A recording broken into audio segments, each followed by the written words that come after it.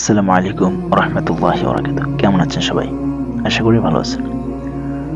আল্লাহর অশেষ রহমতে আমরা ভালো আছি।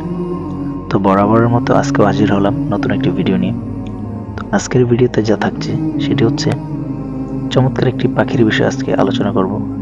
সে পাখিটির নাম ছোট নদী বা লিজার নদী হিসেবেও পরিচিত। এটি একটি সামুদ্রিক পাখি যা সাধারণত ভারত মহাসাগর ও প্রশান্ত মহাসাগরের উপকূলীয় অঞ্চলে দেখা যায়।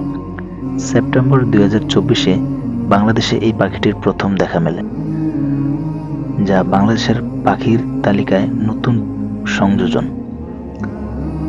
পাখিটির বৈশিষ্ট্য হচ্ছে আকার মাঝারি আকারে, পাখি দেহের দীর্ঘ প্রায় 35 সেন্টিমিটার, রং সাদা, দেহে ধূসর ও কালো মিশ্রিত পালক। খাদ্য প্রধানত ছোট মাছ ও ক্রাস্টেসিয়ান। আবাসস্থল প্রজনন সাধারণত দ্বীপাঞ্চলে গাছের ডালে বাসা তৈরি করে। প্রজনন মৌসুম শেষে খাদ্যের সন্ধানে দীর্ঘ পথ পাড়ি দেয়।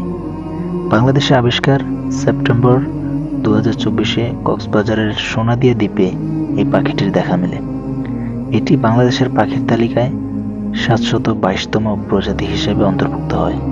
সংরক্ষণ অবস্থা বর্তমানে এই প্রজাতি বিপদমুক্ত হিসেবে বিবেচিত হয়, তবে পরিবেশগত পরিবর্তন ও খাদ্য সংকট তাদের প্রভাবিত করতে পারে এবং এই আবিষ্কার বাংলাদেশের সমুদ্র জীব বৈচিত্র্যের প্রমাণ এবং প্রকৃতি ও পরিবেশ রক্ষার গুরুত্বকে তুলে ধরে।